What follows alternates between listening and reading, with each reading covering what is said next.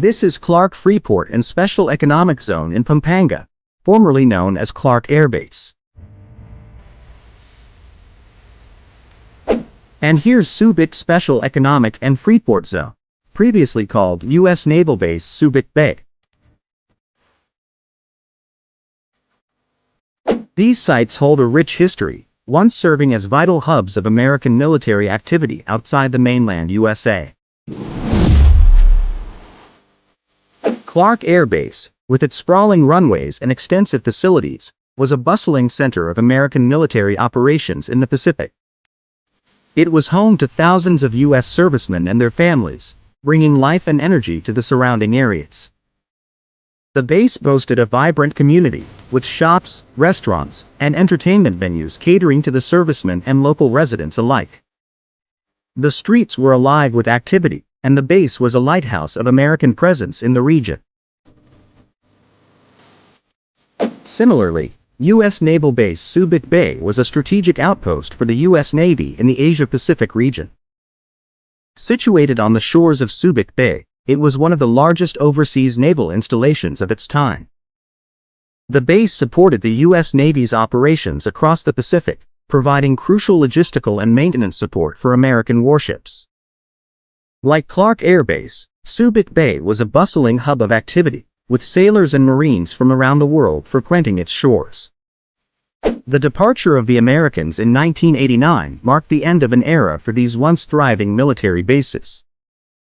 With their withdrawal, the bustling communities that had grown around the bases began to decline.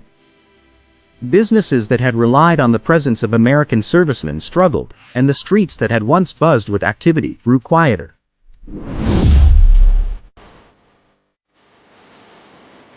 Hello everyone. Welcome back to my channel. I'm your host, Lucky Dale Burles.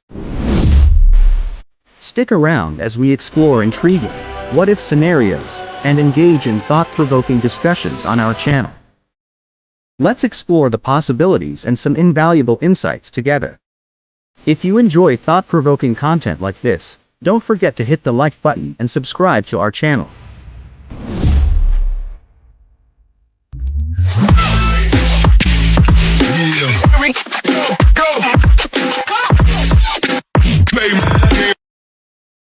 We're all curious about what-ifs. Like, what if the U.S. military never left the Philippines? How would things be different? Let's dig into that. Back in the day, the Philippines had the biggest U.S. military bases outside of the mainland U.S., the Clark Air Base in Pampanga, and the Subic Naval Base in Olongapo City. However, in 1992, under the late President Corazon Aquino, the U.S. military bases left the Philippines. This happened because the agreement that allowed American forces to have bases in the Philippines, which started in 1947, ended. So, the Philippine Senate, whose opinions were divided about whether they should stay or not, had a close vote. 11 senators at the time voted for the U.S. military bases to stay. But, with just one additional vote, the camp of senators who wanted the bases to leave won. However, a year after the U.S. military bases left the Philippines, problems arose as a result of their ousting. Looking back, the decision to kick out the U.S. military was primarily driven by a strong desire for independence and national pride. Many people at that time made quick decisions without fully considering the consequences. The government lacked clear plans for how to lessen the impact of the Americans' departure, and they didn't foresee the bad results of their actions. Their focus on removing the U.S. bases for personal satisfaction blinded them to the potential negative outcomes. As a result, the country's economy suffered greatly. During the late President Ferdinand Marcos' time, the Philippines gained the unfortunate reputation as the sick man of Asia. But this shameful reputation worsened when the U.S. military bases left, with skyrocketing inflation rates, increased unemployment and poverty, and a crumbling infrastructure. Fast forward to 2024, both Clark Air Base and Subic Naval Base have become vibrant centers of economic activity. They host multinational companies, local and international banks, manufacturing firms, luxurious hotels, world-class resorts, and bustling casinos attracting high-stakes gamblers from around the globe. These developments contribute significantly to the Philippine economy, injecting billions of dollars into the nation's coffers. This economic growth extends beyond the bases, benefiting nearby towns with job creation, modernization, and technological advancement. The path to this success was challenging, though. Converting the military bases into thriving commercial centers took years and faced numerous obstacles. However, Filipinos are known for their resilience. When confronted with adversity, they persevere and excel. During President Fidel Ramos's tenure, Filipinos unified to tackle economic and political challenges. Their unity, combined with ingenuity and resourcefulness, was instrumental in overcoming obstacles associated with base conversion. Without their determination, the Philippines might have missed the chance to establish economic zones and free ports integral to the country's economy. The transformation of these bases into economic zones has set an example for development across the country, showcasing the Filipino spirit. While removing the U.S. military bases benefited the economy, it left the nation's security vulnerable. The absence of a strong military presence increased exposure to external threats, especially amid rising regional tensions. Therefore, the decision to remove the bases brought both economic prosperity and security challenges to the nation. China is stirring up trouble in Philippine waters. They're frightening Filipino fishermen. Large Chinese vessels are rummaging through smaller Filipino fishermen's boats, killing some Filipino fishermen. These incidents occurred in June 2019, September 2020, and again in April 2021, and the cycle continues until now. Additionally, China is constructing islands in the West Philippine Sea and installing powerful and deadly military equipment there.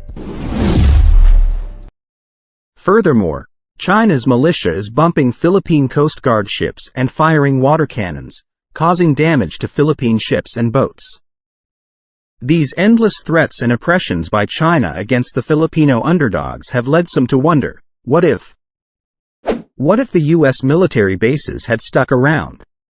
Would China still be trying to take the seas of the Philippines? Let's find out.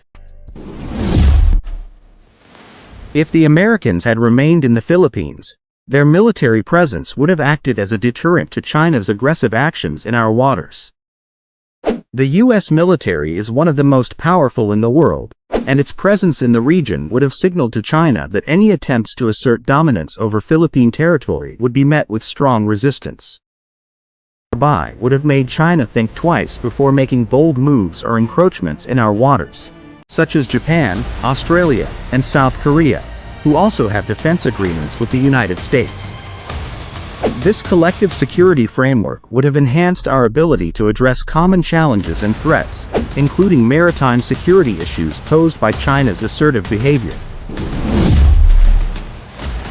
While the presence of the U.S. military in the Philippines could have provided security benefits, it also carries potential drawbacks. One concern is the risk of being drawn into conflicts or tensions between major powers, particularly between the United States and China. Increased militarization in the region could escalate tensions and potentially lead to a conflict that directly involves the Philippines. Additionally, reliance on the U.S. military for security could limit the Philippines' ability to pursue an independent foreign policy and could undermine efforts to build stronger diplomatic relations with neighboring countries.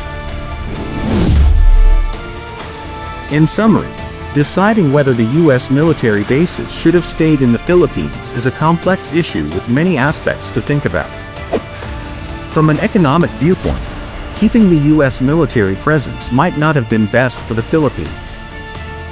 It could have limited the country's exploration of other ways to grow economically, like developing economic zones and free ports, which have proven to bring in lots of money and job opportunities for Filipinos. However, in terms of security, having U.S. military bases could have strengthened national security.